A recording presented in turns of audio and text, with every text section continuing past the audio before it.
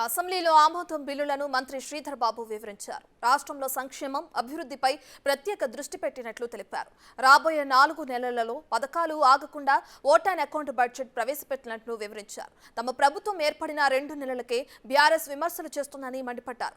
ఇప్పటికే 2 గ్యారంటీలు అమలు చేశామని, మరో 2 గ్యారంటీల అమలుపై దృష్టి పెట్టామన్నారు.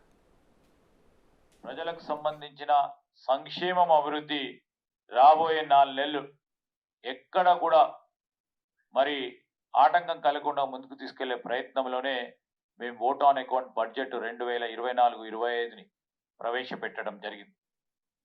దీనిలో అనేక అంశాలు ప్రతిపక్షాలకు సంబంధించి, ప్రభుత్వానికి సంబంధించి ఇప్పటికరికే మా 6 గ్యారెంటీలో 13 అంశాలకు సంబంధించి 4 ప్రధానమైన అంశాలని ప్రజల ముందడు పెట్టి అమలు చేసే కార్యక్రమం జరుగుతా ఉన్న సందర్భంలో అవన్నిటిని కూడా విస్మరించి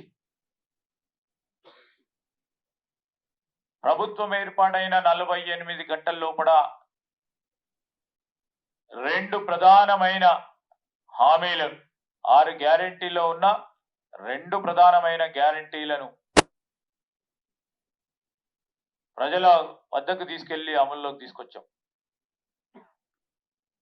మహిళల పరంగా ఉచిత బస్సు రవాణా సౌకర్యం కానీ, రాజీవ్ ఆరోగ్యశ్రీ కానీ, మొన్న జరిగిన కేబినెట్ సమావేశాల్లో మరో 2 ప్రధానమైన హామీలు 6 గ్యారెంటీల్లో ఉన్న 200 యూనిట్ల ఉచిత విద్యుత్ కానీ, అదేవిధంగా 500 రూపాయలకే సిలిండర్ ఇచ్చే కార్యక్రమం కానీ ప్రజల ముందు చూస్తే ఈరోజు కాంగ్రెస్ పార్టీకి ప్రజలందరూ కూడా స్వాగతిస్తా ఉన్నారు.